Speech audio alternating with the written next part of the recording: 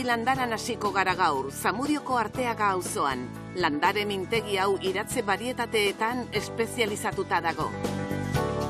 Gero, ardo arabar peto-petoak identifikatzen dituen marka izango dugu albiste. Jarraian, Agrikola Zaia 24 enpresa bizitatuko dugu. Batez ere Arabako patata ekoizten du eta duela gutxi Eder eta Ruben Gazteak hasi dira bertan lanean. Tolosan amaituko dugu, esneki azoka antolatu baitzuten hirugarrenik. Esneki erreferentzia bihurtu da Euskadiko esne sektore osorako.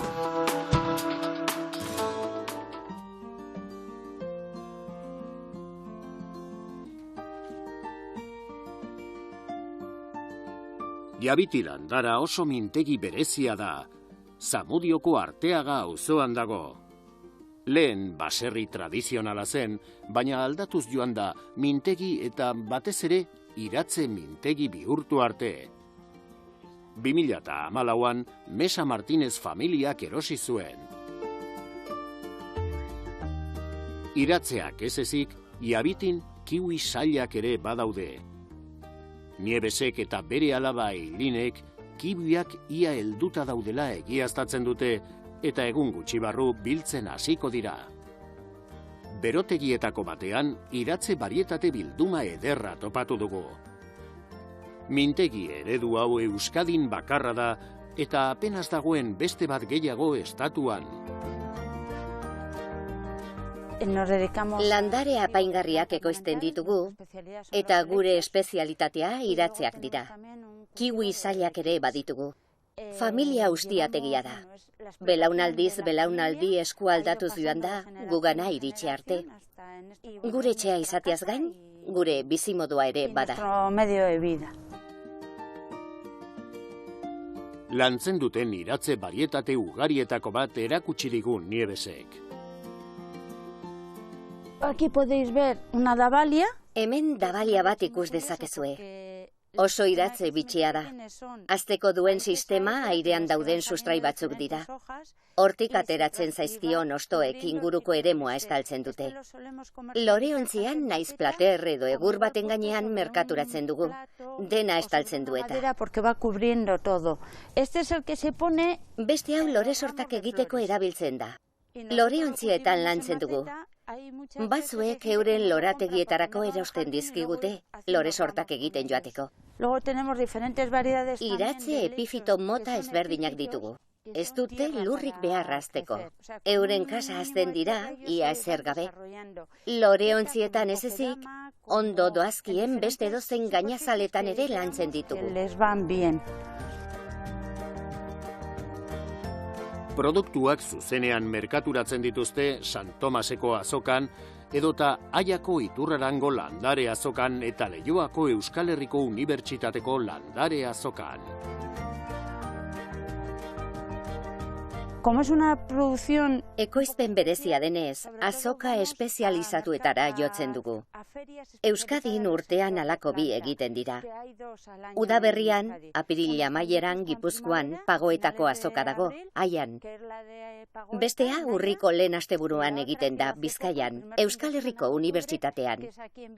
Ondo dago, bata udaberriko azoka baita eta bestea udazkenekoa. Beraz, jendeak bere lorategia berritu dezake landarentzat politenak diren urteko bi garaietan. Más bonitas del año para las plantas. Iratzeak ez dira oso exigenteak argi, ur, temperatura eta hezetasun baldintzekin. Hori bai, ia batek ere ez du eguzkiaren zuzeneko argia eskertzen. Nosotros tenemos helechos que... Gure iratze batzuk oso tropikalak dira. Neguan asko sufritzen dute eta estali egin behar ditugu. Baina gure iratze gehienak oso gogorrak dira. Inguruko lorategietan jartzeko baitira. Neguan izotza egin dezaken lorategi baterako ezingo genituzke iratze tropikalak saldu. Hezetasuna behar du, baina sustraia urte osoan bustita eduki gabe. Oparo ureztatu behar da, eta gero ondo lehortzen utzi. Argi premiei dagokienez, argia behar dute, baina eguzkiak ez ditu zuzenean jo behar, erreko liratekeelako. Dena den zaintzen errazak dira. Ahaztu egiten zara haietaz. Permite olvidarte de ella. Aspaldidanik lantzen dituzte kokedamak. Niebesek erakutsi dizkigun goroldio bola batzuk dira. La bola de musgo, el kokedama... Kokedama oso egokia da iratzeak hasteko. Barruan ezetasuna gordetzen duen bola bat da eta. Akadama eta zoikatza erabiliz egiten da. Sustraiak horrekin biltzen dira. Landariari hasteko aukera ematen dion bola bat egin arte. Kanpotik goroldio berdeaz estaltzen da, barruko ezetasuna gorde dezan, eta sustraiak kanpora atera ez daitezen. No salgan fuera. Niebesek altzea adarra ere aipatu digu, epifito barietate bat. Lurri gabe az daiteke, hau da, zuhaitz bati helduta, edo hemen ikusten ari garenez, teila batzuei helduta. Es tropical. Tropikala da, eta 20 urtez landu badugu ere, neguan, hotza egiten duenean, estali egiten dugu. Hotzak min handia egiten diolako. Izotza eta eguzkia etxai ditu. Bizitzeko argia besterik ez du behar. Eta landare epifitoa denez, lur gutxi behar du. Iratzeari itxasten zaio aurrera egiteko. El helecho va a crecer. Iratze hauek urte luzez haz daitezke tamaina handia erdietxi arte. Hemengo iratze honek adibidez, 20 urte baino gehiago ditu. Hau da lantzen hasi ginen lehena.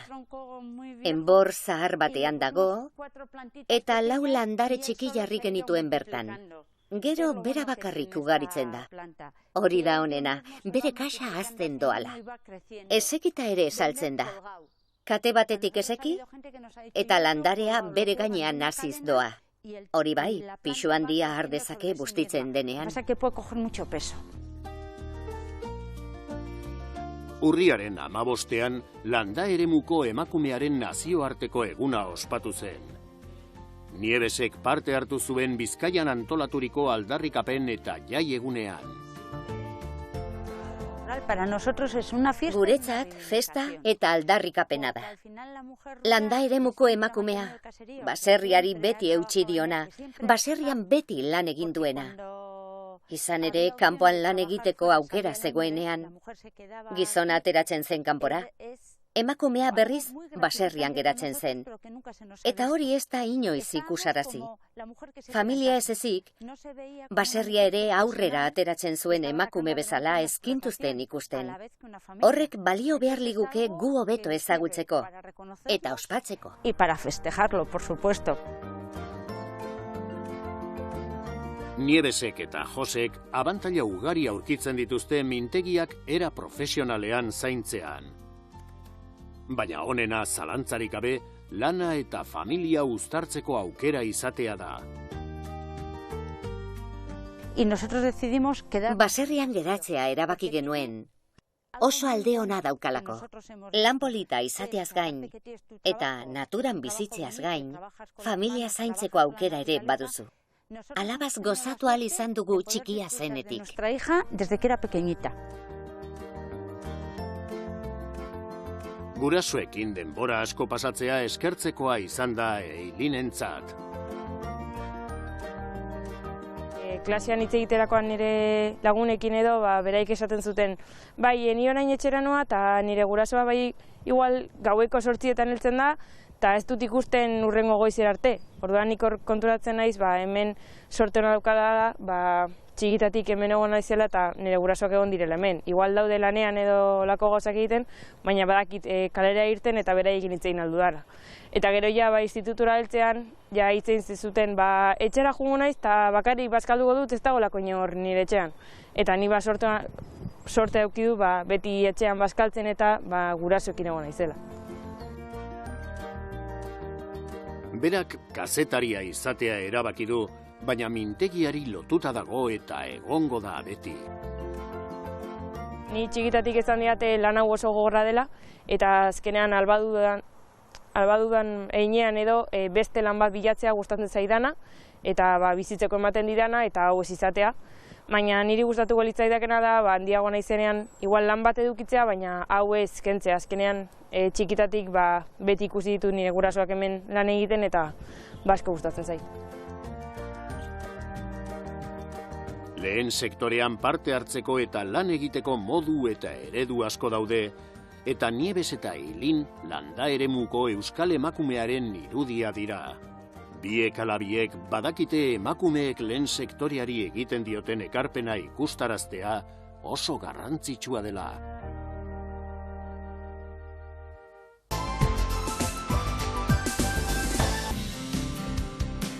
Astelenean, Arabako Errioxako upategien elkarteak, Abrak, A-marka kolektibo berria aurkeztu zuen Bizkaiko ostalaritzaren eta komunikabideen aurrean. Marka honek Araban egindako ardoak identifikatzen ditu, eta Arabako Errioxako upategi guztietara irekita dago.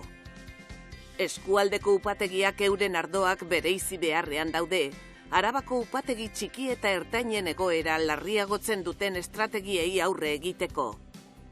Abrak bazkideen ardoak Euskadiko hiriburuetan sustatzearen alde egin du. Garrantzitsua da Arabako upategi txikiak eta familiarrak Donosti, Bilbo edo Gasteizko hirietan ezagutaraztea. Ikusten dugu Bilbon ez dela 20% iristen kontsumoa, eta gure helburua da bertako produktua, bertako ardoa Bilbon ere kontsumitzea. Bestalde, Abrak Euskadiko ordezkari politiko eta instituzionalei eskatu die ekimena babesteko marka berriak aurrera egin dezan.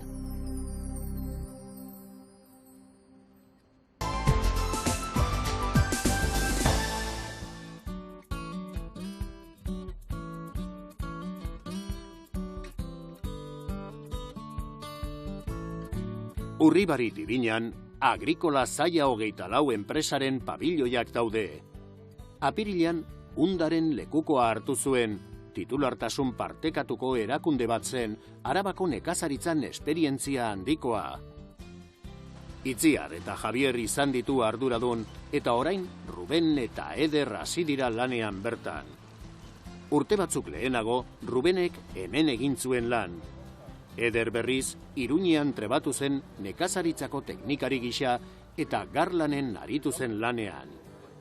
Bi bazkide gazteek ilusio handia jarri dute proiektu honetan. Ederrek berak aurkeztu digu Zaia 24. Jabik eta Itziarrek ustiategia utzi nahi dute. Erretiratzeko adinean daude eta gure alde egin dute erreleborako. Ez da ohiko erreleboa. Ez baituko haiekin ahaidetasunik. Rubenek bai, berarekin egin zuen lan. Eta nik urte batzuk eman nituen ustiategi honetan teknikari gisa. Eskaini egin zigun, eta aukera sortu da. Nik beti nahi izan dut ustiategi bat izan, eta horren aldeko autua egin dugu. Itziar, Javier eta euren arbasoak nekazaritzan aritu dira beti. Erremolatxa ekoizten nuen nik bakarrik. Gero Itziarrekin elkartu nintzen, eta Unda sortu genuen, titulartasun partekatuko enpresa bat. Ustiategia ahazten joan da. Enpresan nahiko modernoa da. Berrikuntzan nahiko inbertitu dut eta. Urteak aurrera doaz. Eta 62 urterekin erretiroan pentsatzen hasi nintzen, baina enuen egindako guztia desegin nahi. Beraz, beste batzuei hau dena ustea pentsatu nuen. Kasu honetan, Ederri eta Rubeni.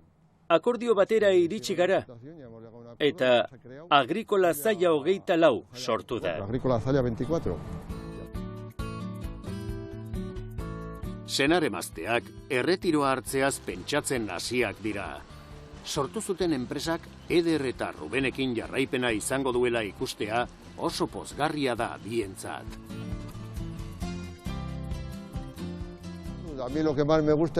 Hau ondo eramatea, Aurrera egitea eta etekina lortzea besterik ez dut nahi. Inbertsio hori guztia egin eta gero, etekina atera behartzaio eta. Ezin egokiagoak dira biak. Bata lehendik ezagutzen nuen, lanaldi partzialeko langile gisa, eta bestea garlaneko teknikaria zen, aholkatzen ninduena zen. Proposatu, onartu eta horretan aritu gara, gaur arte. Ederren prestakuntza garrantzitsua da, baita Javierren eta Itziarren eguneroko laguntza ere. Garlanen lan egitea urrats garrantzitsua izan zen. Laboreen aholkularitzan ondo prestatzen baitzara, eta etzaupide garrantzitsuak lortu ditudala uste dut. Bestalde, Jabik eta bere gisako nekazariek bizitza osoa daramate honetan, eta badakite gauzak nola egin behar diren. Beraz, talde ona osatzen dugu.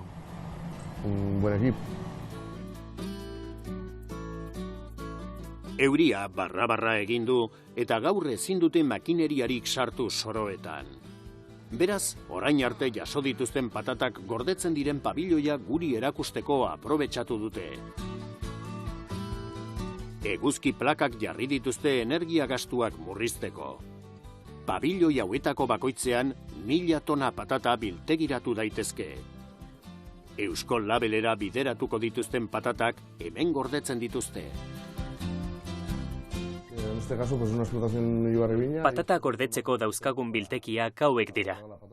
Parte bat uztan entregatzen dugu zuzenean, eta beste parte bat gerorako gordetzen dugu. Kasu honetan, barietate garratza da. Biltegi osoan 1000 tona inguru daude, eta tiraderetan gordetzen ditugu. Badu kostu bat onelako tiraderak egiteak, baina onuragarria da patata ahalik eta hobekien gordetzeko. Jabik beti ekoitzi ditu Eusko Labelerako. Labelean erregistratutako barietateak dira. Enpresa bera ere labelean erregistratuta dago. Beraz, zia gehiena Eusko Labelerako izango da. Airez betetako poltsa urdin hauei esker, aireztapena berdin-berdin iristen da tiraderetan gordetako patata guztietara. Aireztapena patata kaxa guztietatik igarotzea lortzen dugu. Airea sartu eta aire hori ilara guztietatik igarotzea lortzen dugu. Patata guztiak modu homogeneoan aireztatu daitezen. Beharrezkoa da egoera berdintsua izatea patata guztientzat, bai kanpoan, bai tiradera barruan. Lehorketa uniformea lortzen da. Eman beharreko tratamenduak uniformeak dira produktu osorako.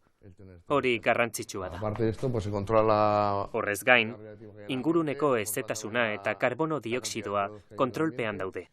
Eta ordenagailuaren bidez, automatikoki edo zuk zeuk, eskuz alegia, patata biltegiratzeko baldintzarik onenak lortzen dituzu.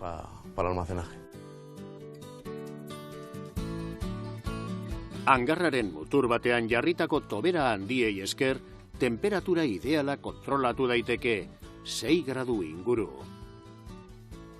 Erne egotea beharrezkoa den arren, parametro guztiak kontrolatuta daude zentralita honen bidez.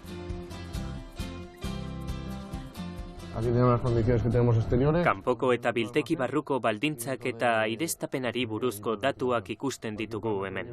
Parametro guztiak aldatu, piztu, itzali edo modu automatikoan jar ditzakezu. Nahi dituzun balioekin. Hezetasuna, dena dago monitorizatuta. Sentsore baten bidez modu automatikoan jar daiteke. Edo bestela eskuz maneiatu.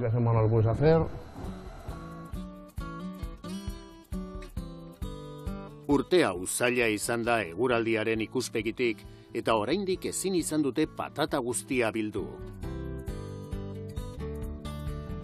Orain arte urte zaila izan da. Kanpaina berehala hasi zen, baina irailean euri asko egin zuen. Euria tarteka egin izan balu eta gero eguraldi ona egin izan balu, desberdina izango zen. Baina ia egunero euria ari du. Asko ez, baina euria ari du. Aurten ekoizpena ez da txarra izan. Urte hasiera zaila izan da gaitzen ondorioz, baina ekoizpena ondo joan da. Hala ere, euria atertzen ez duenez, gauzak korapilatzen ari dira. Guztira 260 hektarea lur lantzen dituzte. gehiena patata da, baina zereal, koltza eta txitxirio euskolabeldunak ere badituzte. Orain, zereala ereiteko sasoia da. Garaiona da zerealarekin hasteko, baina lurra nola dagoen ikusita, hobetu arte itxaron beharko dugu zerealarekin hasi baino lehen. Aldiz, koltzarako, euria ondo etorri zaigu. Zaila 24 esperientzia eta gaztetasuna uztartzen ditu. Belaunaldi erreleboa martxan dago, eta langile berriek ez dute familia loturarik ez Itziarrekin, ez Xabierrekin. Rubeni eta Eiderri berebiziko lan aukera zabaldu zaie proiektu handi honekin.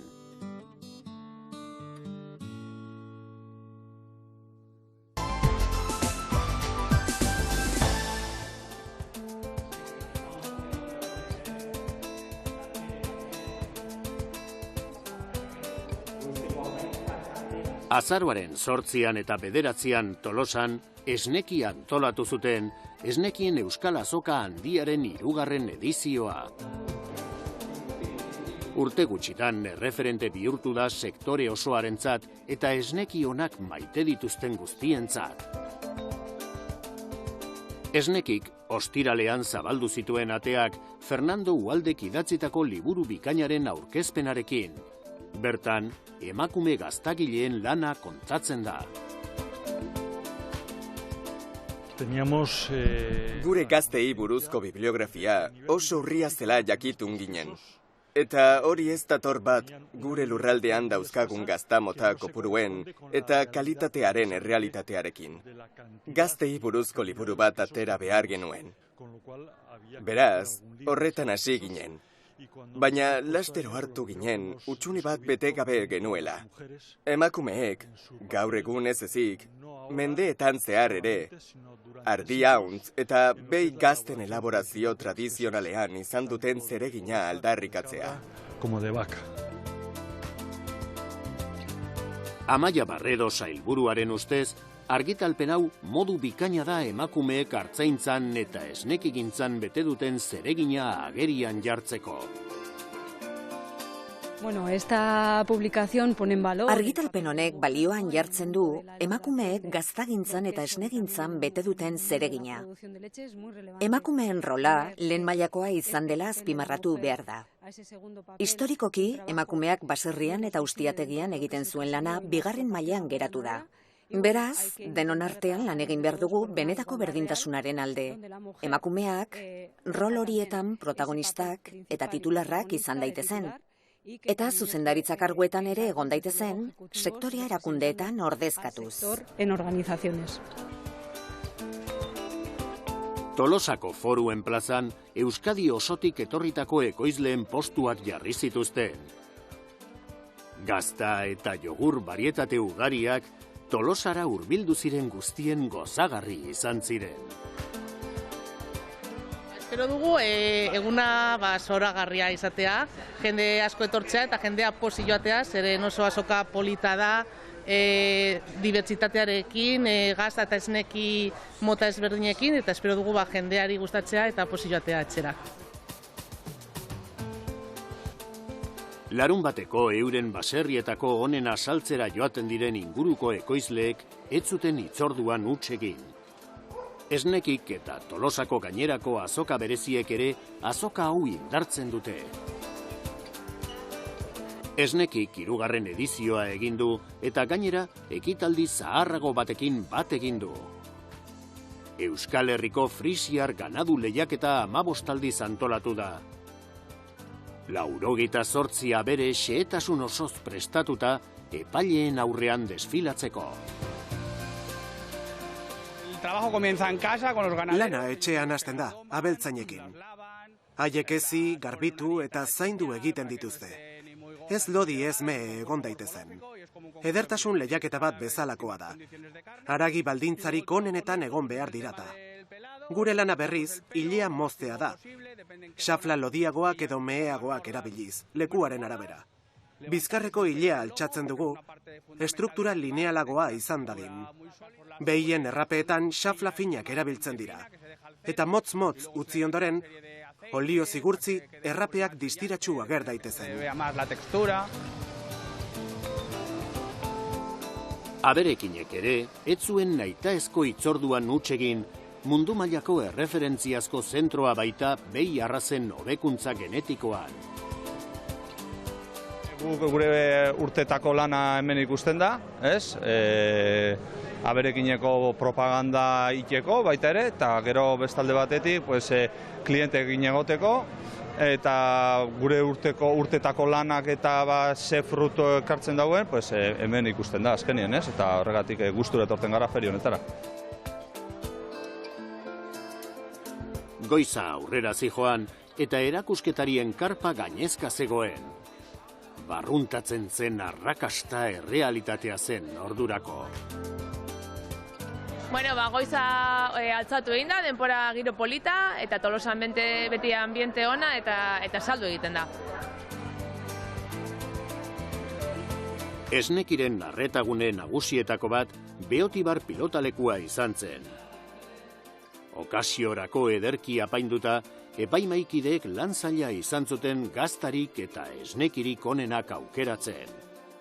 Behi, ardi eta hauntz esnekiak balioetsi zituzten. Aurtengo edizioan behi 9 kategoria, edare txapelketan. Alde batetik aurten nobedade moduan sartu da behi esne pasterizatuana, bestetik dakauz jogurrak, eta gero 7 gazta kategoria, izango liratekena freskuak, laktikoa, pasta bigunak, urdinak, eta onduetan behi, ardia eta hauntza bereiztuta. Guztira aurkeztu dira txapelketara 102 produktu eta 39 ekoizle ezberdinek aportatutako produktuak izan dira. Euskadiko gazta lehiaketa erreferente handia da artzain, abeltzain eta gaztagileentzat. Lehiaketaren izen ona hazi egiten da edizio bakoitzean zalantzarik gabe. Aurreko 2 edizioetako arrakastaren ondorioz, egisa esan, 3. edizio honetara indarrez heltzen garala, gaztandegietako motivazio handi bat da, txapelketan parte hartu alizatea eta euren lana balioan jarri, eta alde batetik norberaren kategorian txapelduna izatea, berez, eurendako parte hartze interesgarri bat da, eta gero batez Euskal Herriko gaztarik onena bezala izendatu alizatea, dudabari da euren eguneroko balioan jarri eta merkaturatziari begira bebai, ez, horrelako indar bat ematia. Epaimaiak gaztak dastatu eta eztabaidatu bitartean, frontoiaren beste aldean dasta komentatuak egiten ziren gazten mundu zabala jendeari hurbiltzeko. Esnekiren helburuetako bat hain zuzen ere, Euskadiko gazta eta esne kultura zabaltzea da. Era berean ekoizlien lana nahi da gerturatzia gizartera, kontsumitzaileen gana, eta hori dela eta antolatzen dira dastaketa maila hauek. Gazte ezberdinak ematen dira dastatzera, azalpen batzukin, ikusteko bakoitzaren atzetik ze ezaugarri organoelektiko aurkitu lehiki ezen, eta horrekin behi uste duguna da kultura, gazta kultura edatzen dela, eta kontsumitzera bebai animatzen dabela jendia. Esnekiko gune interesgarriak bisitatu ondoren, tokiko, aldundiko eta Eusko Jaurlaritzako agintariek ere frontoira jo zuten. Euskal Herriko 3. gazta eta esneki txapelketaren irabazlea, Erreka izeneko gazta urdina izan zen Lekarozko kortariko bordarena. Sorpresa handia, eta ez daki, gure lanari pixkat rekonozimentua, eta zerbait ongi egiten ari garen rekonozimentu hori, ez? Gauzak horrela egiten segitzeko eta hori. Gure herriko esne sektorea indartzen eta ikusarazten duen azoka topaketaren 3. edizioa prestatzen hasi dira dagoeneko esnekiren antolatzaileak.